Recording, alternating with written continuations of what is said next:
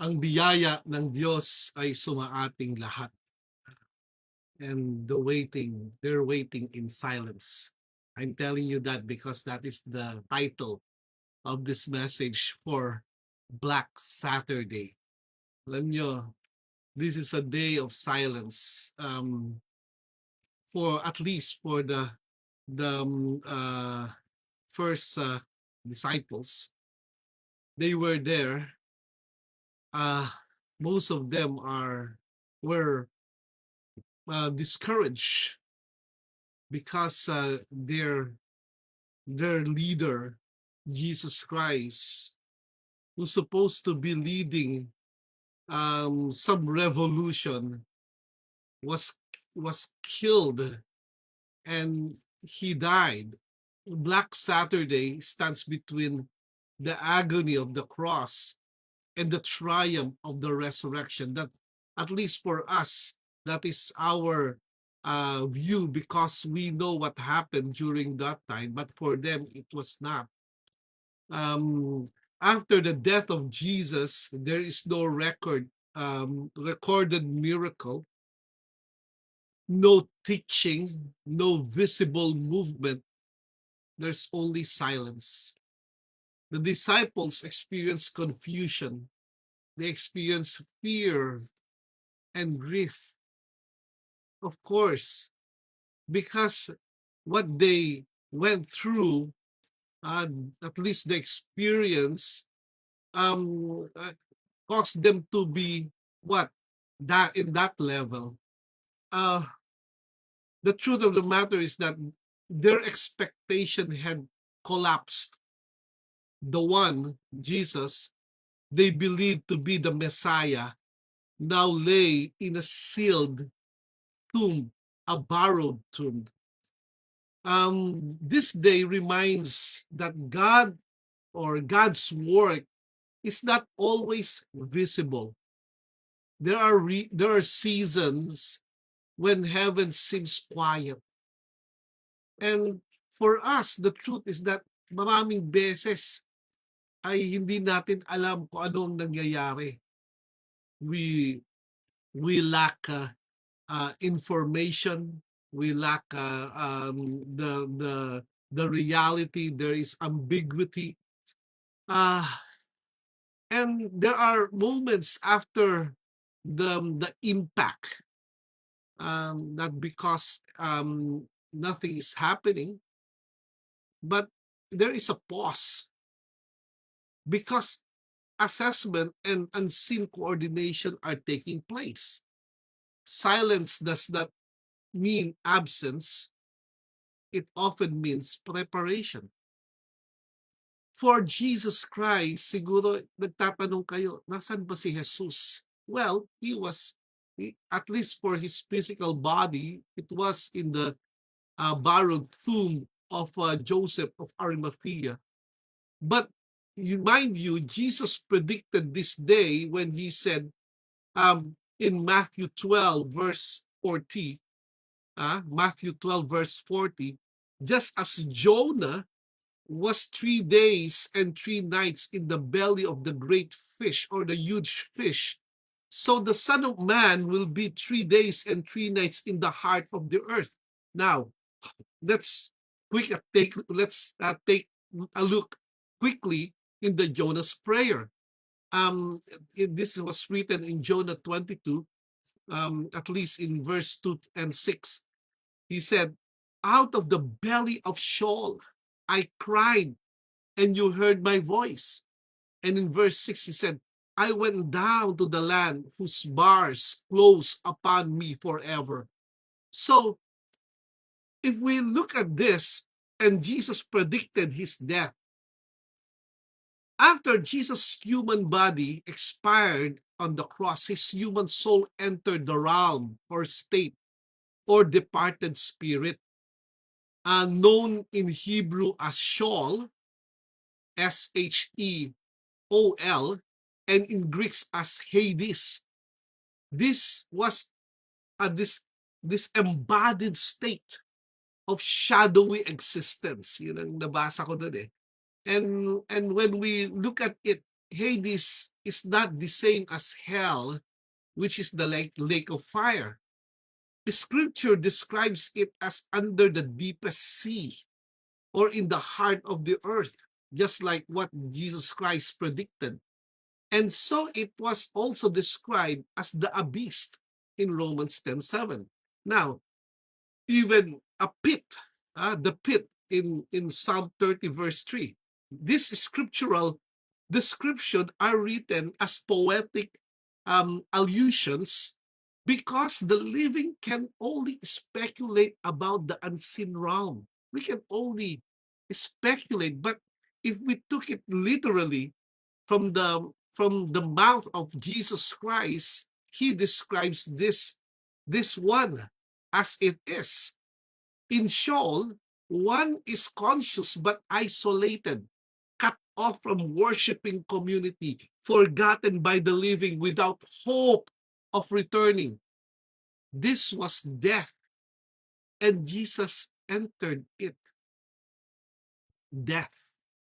Siya ay namatay.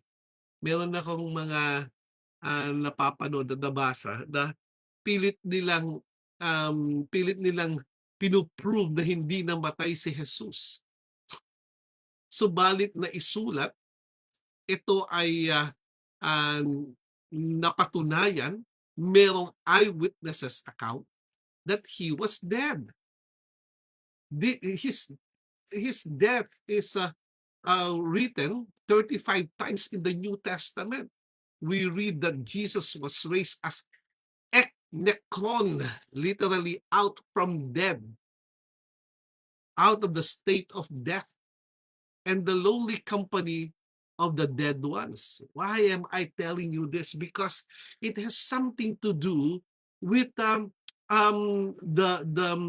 resurrection that we are anticipating today. I hope and pray that you are excited for tomorrow's Resurrection Sunday. Because if there is no excitement at all in your life, then you need to again go back to your first love, which is God. Tandaan natin, dapat meron tayong joy in approaching the Resurrection Sunday. Though we look at it as parang every year na lang. Yes, because this is what we do, what we believe in. And so, if we look at it, the day of silence, the Black Saturday, black ang tawag, it's just totally silent. I hope and pray that we are looking at what we call preparation for us. We are preparing. God is preparing us. God is preparing you. For what? For what? Well, there are a lot of things that God wants us to be prepared about. But there is what we call the reality of waiting. Sino sa atin ang gustong maghintay? Wala, di ba? Ayaw nating maghintay. Scripture affirms that waiting is part of God's process. That's the truth about this one. Kung titingnan natin, maraming mga bagay ang nangyayari sa tinatawag na paghihintay. But mind you, it is God's process. In Lamentations chapter 3, verses 25 to 26, it talks about that. The Lord is good to those whose hope is in Him, to the one who seeks Him. It is good to wait quietly for the salvation of the Lord. Going back to verse 25, ang sabi doon, ito yung binanggit, whose hope is in Him. While we are waiting, there is what we call hope. Ganun ba ang feeling mo ngayon? Naghihintay ka, pero alam mong merong pag-asa sa buhay mo. Black Saturday teaches that faith must endure even when there is no immediate answer. And it confronts us a lot. The disciples had to confront uncertainty about the future. The disciple had to confront fear of persecution. The disciples had to confront doubt about what they believed. Yet, even in their waiting, God was at work fulfilling the redemptive plan. Because when we look at that moment, that particular days, years, they spend time with the Lord Jesus Christ. That was the inauguration of the end times. We need to understand that the inauguration is all about Jesus Christ. We are in the continuation, and soon enough we will see the culmination. A family praying for healing may not see immediate result. A leader may labor faithfully without visible fruit. Waiting becomes the testing ground of trust. And that's the very big plan of God. We want to have it immediate. Alam mo, laging gusto natin mabilis. Gusto natin ngayon na, di ba? Knock and the door will be open to you now, di ba? Seek and you will find now, di ba? Meron palaging gusto natin dagdagan now yun eh. Subalit, it's part of God's process. Proseso ng Panginoon. Sometimes we wait for years and we have this feeling of discouragement. We just want to give up.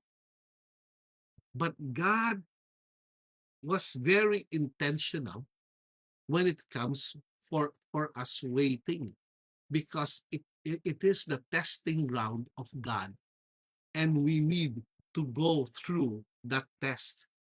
God is working in the hidden. Akala lang natin walang nangyayari.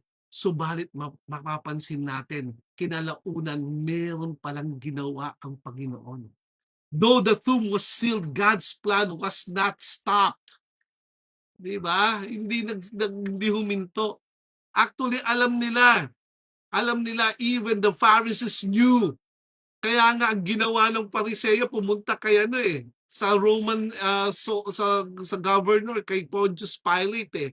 Sabi nila, sabi ay bubuuin yung temple in the third day. Kaya nagpadala ito si Pontius Pilate ng mga Roman soldier to guard the tomb. So, from a human perspective, the stone was rolled in place. Guards were stationed. Hope seemed buried. Wala na. Walang pag-asa. It's like seeds grow underground before they break through the soil. The most critical development happens when no one can see. That's the critical. Kung sa tingin mo, ang mga magagaling, let's say si Michael Jordan, kung sa tingin mo gumaling yan sa kung ano lang yung nakikita mo, think again.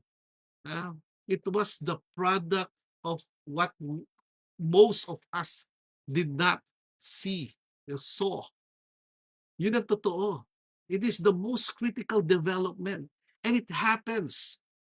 It happens. Just like now. We are in a waiting. Anong mangyayari? I want to put my shoes on I want to put my feet on the shoes of the disciples. Naghihintay, hindi na alam kung ano gagawin. Gusto kong makita, gusto kong maramdaman. Because these are critical times. And they're waiting. Anong inaantay nila? I don't know. But it seems that the reality of waiting was really into it, because during that time, alam nyo, nung kinabukasan, makikita mo ay nandoon sila Mary at hindi rin ang alam lang nila ay tatapusin nila yung burial, di ba? In Matthew 27 verses 59 to 66 talks about this. Joseph took the body, wrapped it in a clean linen cloth, and placed it in his own new tomb that he had cut out of the rock. He rolled a big stone in front of the entrance of the tomb and went away. Mary Magdalene and the other Mary were sitting there opposite to the tomb. The next day, sabi doon, the next day, the one after preparation, the chief priests and the Pharisees went to Pilate. Sabi, Sir, they said, we remember that while he was still alive, that deceiver said, after 3 days I will rise again. So give the order to the tomb to be made secure until the third day. Otherwise, his disciples may come and steal the body and tell the people that he has been raised from the dead. This last deception will be the worse than the first. Take a guard, Pilate said. Go make the tomb as secured as you know how. So they went and made the tomb secured by putting a seal on the stone and posting the guard. Ibig sabihin, talagang alam nila, meron silang tinitingnan na mangyayari. Alam nila. So this one is actually having they process their mind.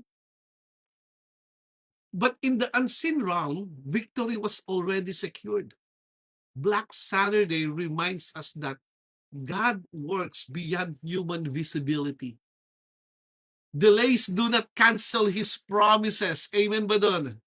Mayroon bang pinangahawakan tayong promise sa Panginoon? I tell you, even it will in our schedule, it is delayed. Tandaan mo, it doesn't cancel His promise. Silent is not abandoned or abandonment. Hindi tayo iniwan. Seeds grow underground.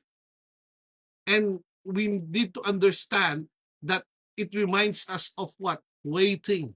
Endure. We can endure all things. Black Saturday calls believers to remain steadfast in season of uncertainty. This is the call to faithful endurance. Yun ang dapat nating makita. Until when? Until God will call us from this planet, or until Jesus Christ ay bumalik ulit. Now, let me tell you about practical responses in faithful endurance. Remain grounded in God's word. That's the first thing. Trust the word of God. Truth sustains when emotions fluctuate.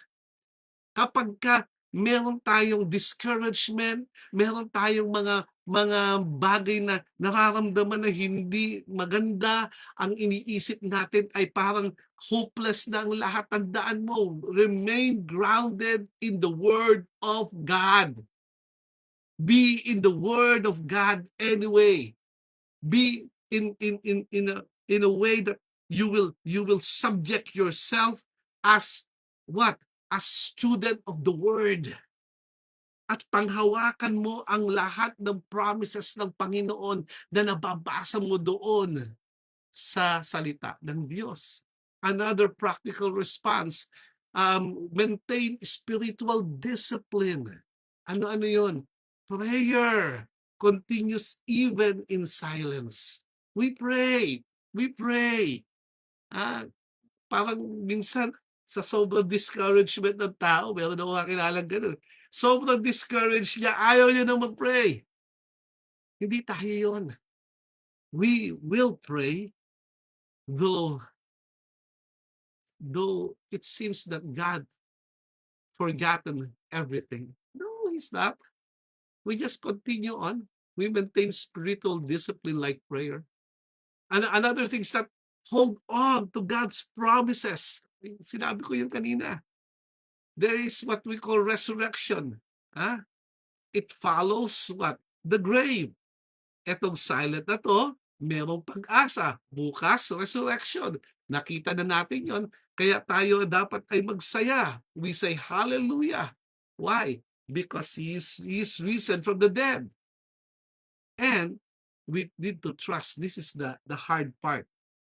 The hard part in practical responses is trusting God's timing. His delays are purposeful, not accidental. Hindi siya hindi siya paano ko ba sasabihin ito? Hindi siya late, hindi rin siya maaga. It's just about an exact time. Exact time. He makes all things beautiful in His time. Sabi ni Solomon, trust God's timing. Today is somehow we want to have that endurance to move on. Maybe meron sa inyo, I will say this, meron sa mga nasa family, may sakit na malala, meron sa family na nagdurusa dahil sa kawalan, meron sa pamilya na nagkakaroon ng iringan o magkaaway na sa tinatawag na relationship, meron ng mga bagay na marami kang sana, ito na sana, ito sana, ito sana. You see, Black Saturday is not the end of the story. It is the bridge between suffering and victory. Again, today is not the end of the story. It is the bridge between suffering and victory. Marahil meron kang matagal mo nang pinapanalangin, Lord, sana magbago siya. Sana magbago siya. Hindi nagbabago. Tandaan mo ito. God is there for you. That is why we must remain grounded in God's word. We maintain spiritual discipline. We hold on to the promises of God and we trust God's timing. The silence of this day prepares the way for the power of resurrection. Amen. The silence is about preparation. The silence is about preparation. What appears to be defeat is only temporary. We are victorious. God declared us victorious. We are more than conquerors through Him. Amen. So, this is a call to stand firm in seasons of waiting. Marami tayong hinihintay. Marami kang hinihintay. This is the call to stand firm in seasons of waiting. Trust that God is working even when unseen. The same God who was faithful in the silence of the tomb will be faithful in every season of your life. Amen. He is faithful. Your God is faithful. Tandaan mo yan. Panghawakan mo yan. Dapat panghawakan natin na ang Panginoon ay tapat. Ang iyong Diyos ay tapat. I want you to hold on to Lamentation chapter 3, verse 25 and 26. The Lord is good to those whose hope is in Him. To the one who seeks Him. Tandaan natin, our hope is not an empty promise. Our hope is Jesus Christ Himself. He died and He rose again from the dead. And it is good to wait quietly. Again, is it bad? No, it is good to to wait quietly for the salvation of the Lord. God bless you.